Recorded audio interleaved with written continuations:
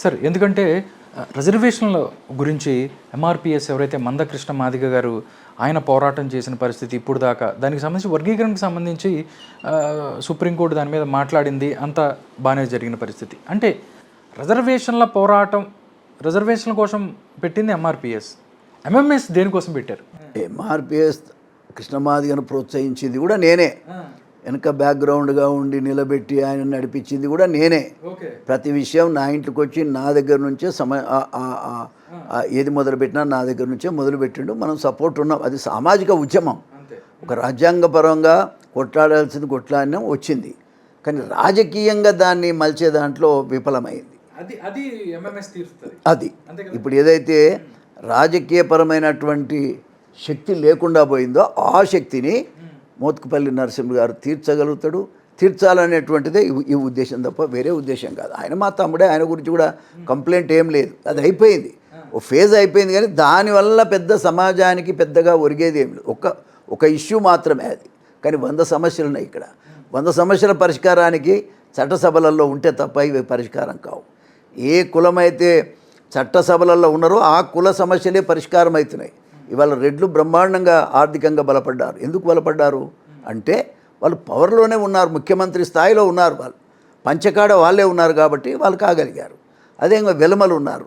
నిన్న మొన్నటి దాకా తెలంగాణలో ముఖ్యమంత్రి వాళ్ళ కులం బ్రహ్మాండంగా అన్ని రంగాల్లో ముందుకు వచ్చారు. కారణం వాళ్ళు పంచే దగ్గర వాళ్ళు ఉన్నారు, డబ్బులు వాళ్ళ చేతికుండా పోయే కాలం ఉన్నది.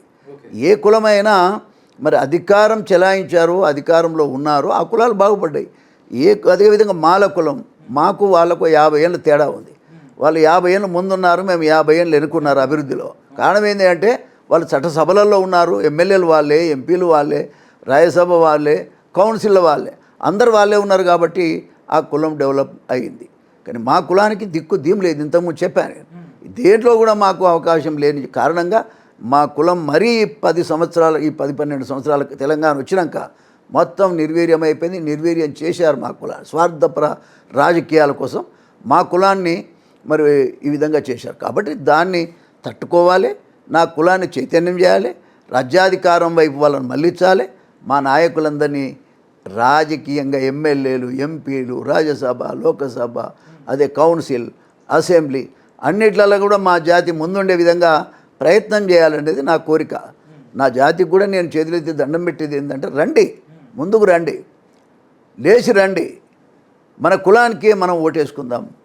మాదిగ కులానికే ఓటు, మాదిగ కులం, మాదిగ ఓటు, మాదిగలకే ఓటు. అది నా నినాదం. మాదిగల ఓటు, మాదిగలకే ఓటు అనేది మోత్కుపల్లి నినాదం. ఈ నినాదంతో అన్ని జిల్లాలు పర్యటించి జనాన్ని ఖచ్చితంగా వాళ్ళందరికీ ఒక చైతన్యం వైపు, రాజకీయ చైతన్యం, ఆర్థికం అనేది ఎవరికి అధికారం ఉంటే వాళ్ళ దగ్గరికే వస్తుంది. కాబట్టి దాని గురించి ఆటోమేటిక్ వస్తుంది. కాబట్టి రాజకీయంగా రాజ్యాధికారం వైపే ఈ పోరాటం. సార్ ఒకటి సార్, ఎందుకంటే ఓట్లు ఎలక్షన్ అనగానే కోట్లు డబ్బులు పెట్టాలి పరిస్థితి ఉంటుంది. అంటే ఓన్లీ ఒక మాదిగలు వాళ్ళకు ఓటేసుకుంటే గెలిచే పరిస్థితి నియోజకవర్గాల్లో ఉందా అని చెప్పి కొంతమంది అనుమానపడతారు సార్. ఇప్పుడు ఇది ఎవడో అసాధ్యమైన పని, ఇది ఎట్లా సాధ్యం అనేది చాలామందికి ఉంటుంది. ఇది కానీ సాధ్యమే. నేను ఇండిపెండెంట్ గెలిచాను. ఇప్పుడు నల్గొండ జిల్లాలో ఇండిపెండెంట్ గెలిచే ఇది సాధ్యమని ఎవడన్నా అంటాడా? చెప్పండి. ఒక మోత్కుపల్లి నరసింహులు ఒక మాదిగోడ ఉండి 6 సార్లు గెలిచాడు. ఇది సాధ్యమా? అందుకనే సాధ్యం చేయటమే నా పని. అది అసాధ్యమైన సుసాధ్యం చేసే శక్తి నాకుంది, నా మాదిగ జాతికి ఉంది. సార్ ఒకటి సార్, ఎస్సీ అనగానే మాలలు మొదటి నుంచి కూడా వాళ్ళు ఎస్సీ రిజర్వేషన్ అనగానే ఆర్థికంగా బాగా డబ్బున్న వాళ్ళలాగా వెళ్ళిపోయి మీ రిజర్వేషన్ ఫలాలను కూడా వాళ్ళే తీసుకొని ఆర్థికంగా ఎదిగి ఎప్పుడు కూడా వీళ్ళు కిందగానే చెప్పులు కుట్టుకున్న అట్లాగే ఉన్న పరిస్థితి ఉంది. ఎందుకు ఎదగలేకపోయింది?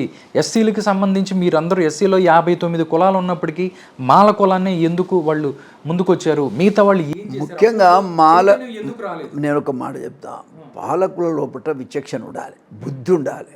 పరిపాలించేవాడికి ఎన్ని కులాలు ఉన్నాయి, ఏ రకంగా ఉన్నాయి, మరి అందరికీ చెందాలి కదా అనే అభిప్రాయం పాలకులకు ఉండాలి. అది లేనటువంటి నాయకత్వం ఉండటం వల్లనే ఈ నష్టం ఈ జాతికి జరిగింది. ఒక ఎన్టీ రామారావు గారు మాత్రము ఆయన బ్రహ్మాండంగా అన్ని కులాలను సమానంగా చూడగలిగారు. ఆయన చూడటమే కాదు, దాన్ని పంచివ్వగలిగారు, ఎదగగలిగారు. ఆయన కాలంలోనే ఎదిగాం. ఎన్టీ రామారావు తెలుగుదేశం కాలంలోనే మేము ఎదిగాం. ఆ తర్వాత ఎవరు మా ముఖం చూసినటువంటి సందర్భాలు లేదు. ఒక సందర్భంలో అయితే జి వెంకటస్వామి గారి నాయకత్వంలో 6 సీట్లు ఉంటే 6 సీట్లు వాళ్ళకే ఇచ్చిన ఘనత ఆయనకే దక్కింది. మొత్తం మాదిగలకు శూన్యం.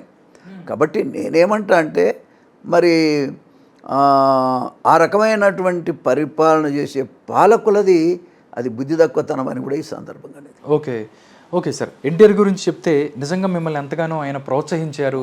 తెలుగుదేశం పార్టీలో దాని తర్వాత మీరు చాలా ముందుకెళ్ళారు. మొన్న కూడా మీరు పార్టీలు చెప్పారు, ఆయన ఒక్కడే చూశాడు, మిగతాదంతా చూడలేదు, మాకు అంత బాగా జరగలేదని కూడా మాట్లాడిన పరిస్థితి. ఆయన దగ్గర దీనికి సంబంధించి ఈ రిజర్వేషన్ కార్డు లేకపోతే వీటి గురించి ఎప్పుడైనా మీరు ప్రస్తావించారా? పెద్ద నేను చాలా దగ్గర ఆయనకి. ఈవెన్ నా మ్యారేజ్ ముహూర్తం పెట్టాడు, ఆయనే రాసిచ్చాడు ముహూర్తం. ఆ తర్వాత నా మ్యారేజ్కి వచ్చాడు, మ్యారేజ్ హాల్ బుక్ చేశాడు. ఆ కాలంలో హాల్లో లేవు కదా, 85లో హాల్స్ ఎక్కడ ఉన్నాయి? ఈ యొక్క ఫంక్షన్ హాల్స్ ఉంటాయి. ఇక్కడ మన ట్యాంక్ బండ్ కింద వెంకట్రామరెడ్డి హాల్ ఉంటుంది. ఆ హాల్ బుక్ చేశాడు, నా మ్యారేజ్ చేశాడు.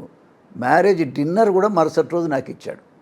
నేను మర్చిపోలేను. అందుకే ఆయన యొక్క నా కులం నా జాతికి మేలైంది, నాకు మేలైంది, గౌరవించాడు. అంటే ఆ కులాల్లో ఎవరినో మహేంద్రనాథ్ ఉండే, మహేంద్రనాథ్ అని మహబూబ్నగర్ ఉండే, మహబూబ్నగర్ నుంచి మా కులస్తుడు, నీతిమంతుడు, నిజాయితీపరుడు, ధర్మాత్ముడు ఆయన. అటువంటి నాయకునికి ఆయనకు ఆర్థిక మంత్రిత్వ శాఖ ఇచ్చాడు, రెవెన్యూ మంత్రిత్వ శాఖ ఇచ్చాడు.